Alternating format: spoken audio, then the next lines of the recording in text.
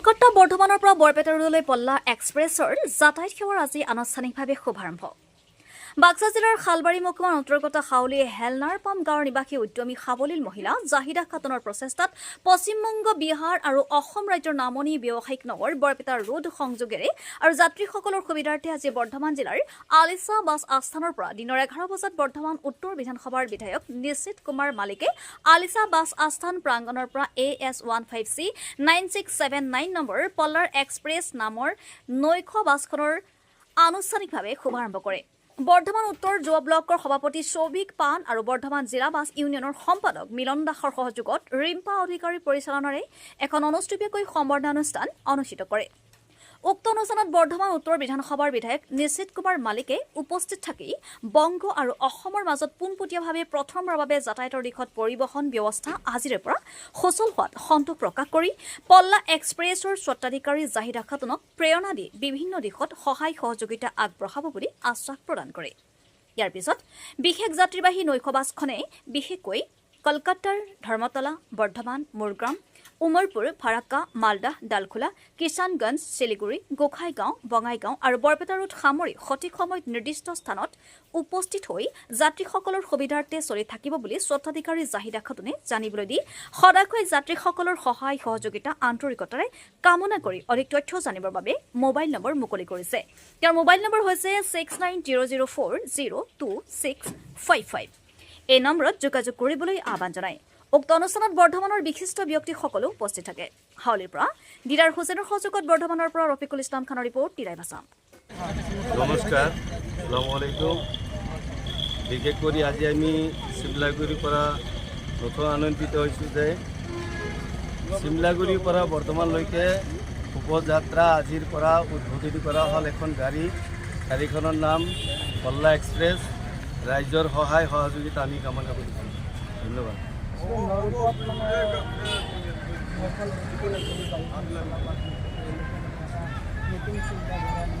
হয়, নতুন চিন্তাধাৰা তেওঁ আৰম্ভ কৰিছে, যাতে আমি ৰাইজৰ সহায় পাওঁ, এইটো কামনা কৰিম। গাড়ীখন বৰপেটা ৰোডৰ পৰা বৰ্ধমান হেৰিলৈকে যাব, শিলিগুৰি, কলকাতালৈকে যাব, শিলিগুৰি হৈ ভায়া। এইটো 12টাৰ পৰা 12:20, 12:30 পৰা চিমলাগুৰিৰ পৰা গাড়ীখন এৰিব বৰ্ধমানমুখে, আৰু বৰ্ধমানৰ পৰা টাইমটো এতিয়ালৈকে 12:20 হ'ব দিনৰ। গতিকে ৰাইজৰ সহায় সহযোগিতা বিচাৰিছোঁ আমি।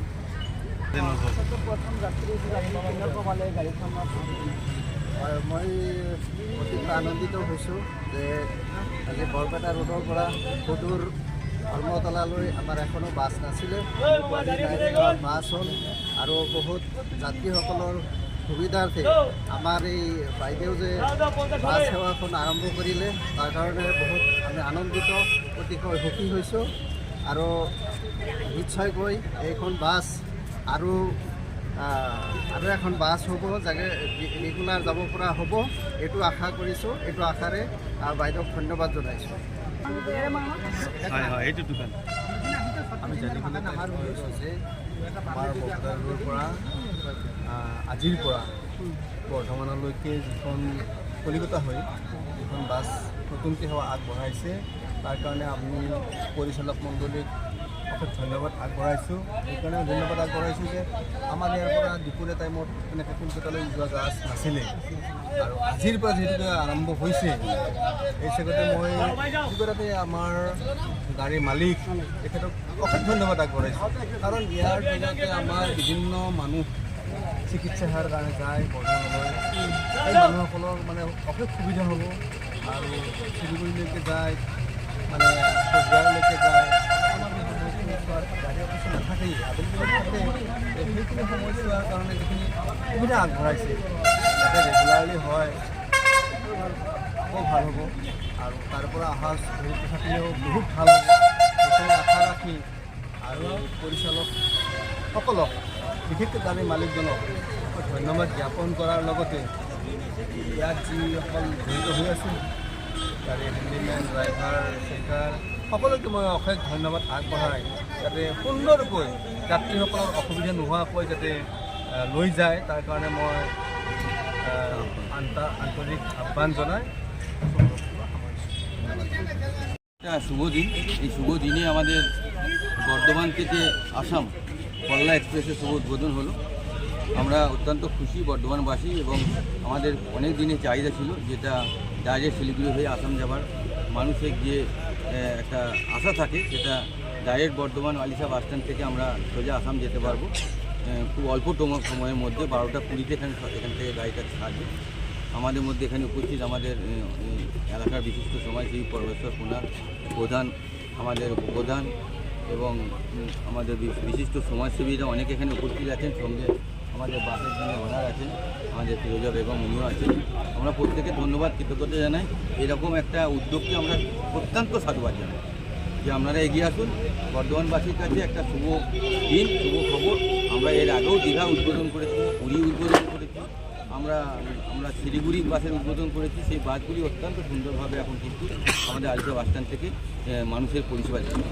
আমি প্রত্যেকে ধন্যবাদ জানাই এবং আপনাদের সর্বোপরি আপনাদের সকলকে এবং আসামবাসীর সকলকে আমি অনেক অনেক কৃতজ্ঞতা অভিনন্দন জানাই এরকম একটা শুভ বাসের উদ্বোধন করার জন্য।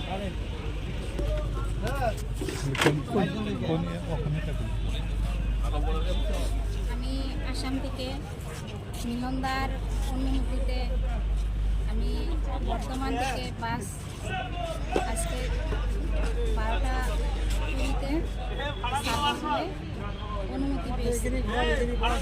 সবাই আমাকে সহযোগিতা করছে, আর সবাই এখানকার জনসাধারণে সবাই যাতে সহযোগিতা করে তার জন্য আশা করছি।